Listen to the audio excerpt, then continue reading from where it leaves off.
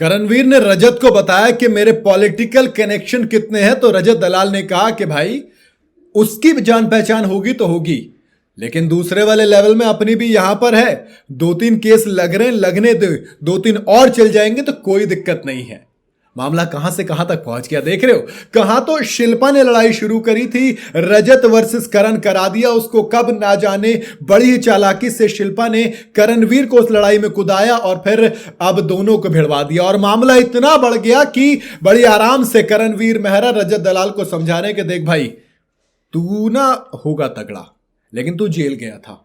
फिर पूछते हैं रजत से, जेल क्यों गया था तू? रजत कहते हैं भाई मैं पर्सनल लाइफ डिस्कस नहीं करना चाहता यहां पर। तब करण कहते हैं कि देख, जेल इंसान तब जाता है जब उसे कुछ सीखना होता है।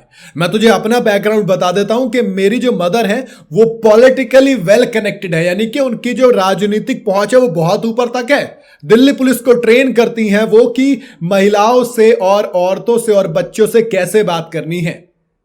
ये बात मतलब बेसिकली करण समझाना चाह रहे कि तो तू धमकी वमकी देता है ना, किसी और को दियो, यहां पर तेरी धमकियां नहीं चलेंगी क्योंकि मैं भी पॉलिटिकली वेल कनेक्टेड हूं। अब ये वाली बात होती है। इसके बाद करणवीर मेहरा कहते हैं कि मेरा जब भी बजेगा ना तो सिर्फ इस बात पर बजेगा कि तुम औरतों और जो बच्चे उनसे किस तरीके से बात करते हो। आप जब औरतों से लड़ाई करोगे तो तू तड़ाक पे नहीं आओ, इज्जत से बात करो, कोई दिक्कत नहीं है।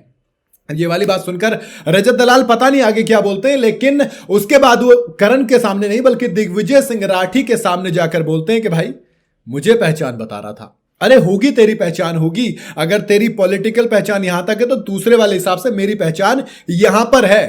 दब के नहीं रहूंगा मैं किसी से। अगर तू बोलेगा तो देख लेंगे तुझे भी। भाई इतने सारे केस चल रहे हैं, 2 केस और सही, दब के थोड़ा ही रहना है। दिग्विजय सिंह राठी हालांकि सामने से खामोश होते हैं, लेकिन आप देखिए कितनी कहां तक पहुंच गई है। जब शिल्पा के सामने लड़ाई हो रही थी तो कहा था कि देख तू तड़ाक से बात मत कर, तू घटिया, मतलब करण ने बोला था तू घटिया इंसान है, तू एक मां की उम्र की लड़की औरत से इस तरीके से बात कर रहा है। फिर उन्होंने कहा कि तू धमकाता वमकाता फिरता है। अबे कम से कम मुझे तो धमकाना, बोलना, मेरे को बोल रहा था फाड़ देगा फाड़ देगा, फाड़ के दिखा जरा। फिर करणवीर, अब रजत दलाल में देख रहा हूं भाई बहुत चालाकी से, बड़े ही शांत दिमाग से खेल रहे हैं। अब वो बैल बुद्धि वाला हिसाब कोई नहीं बोल सकता भाई रजत दलाल को।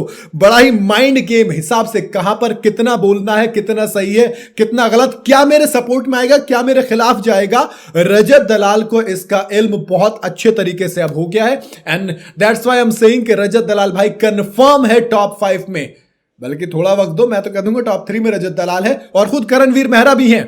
मेरे हिसाब से टॉप 3 में विवियन, करण और ये रजत दलाल, ये 3 जाने वाले मेरे हिसाब से। अभी तक जो गेम के समीकरण मुझे लग रहे हैं वो हिसाब मेरा है, खैर आपका हिसाब अपना हो सकता है। लेकिन उसके बाद करणवीर मेहरा ने कहा कि यार तू बोलता रहता सॉरी बुलवाएगा, 200 किलोमीटर दूर जाता सॉरी बुलवाने, यहीं पे हूं मैं, यहीं पे बुलवा के दिखा दे मेरे को सॉरी। मुझे यकीन नहीं आ रहा कि रजत दलाल ने देखो सॉरी तो बुलवाया है भाई। आपको याद नहीं है लेकिन हम सब ने वीडियोस और लाइव में खूब देखा है, लाइव में कान पकड़कर लोगों को सॉरी बोलते हुए, मुर्गा बन के चलते हुए रजत दलाल ने क्लियर बोला है।